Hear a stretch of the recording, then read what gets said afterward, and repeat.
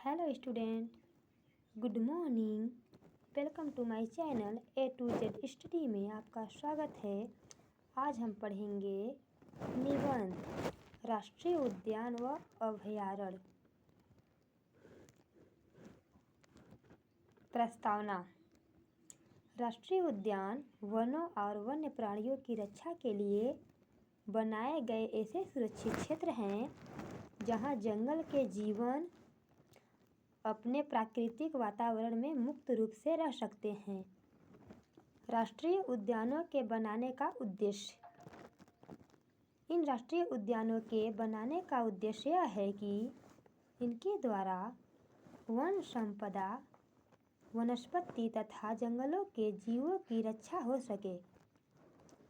इन वन्य जीवों और पर्यावरण को सुरक्षित रखने तथा उनकी संख्या को बढ़ाने के लिए इन राष्ट्रीय उद्यानों और अभयारण्यों को बनाया जाता है।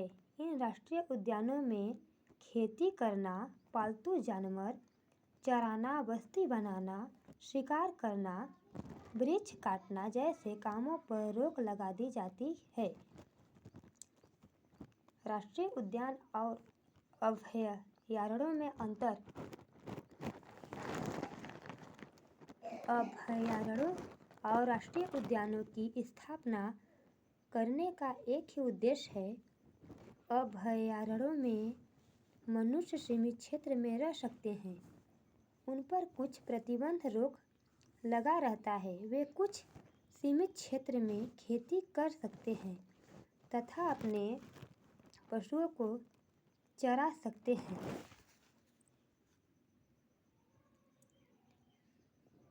राष्ट्रीय उद्यानों और अभयारण्यों के लाभ। प्राकृतिक संतुलन बनाए रखने के लिए वनों का तथा प्राणियों का रहना बहुत जरूरी है। मनुष्य ने अपने स्वार्थ और मनोरंजन के लिए वन के प्राणियों को मार डाला है।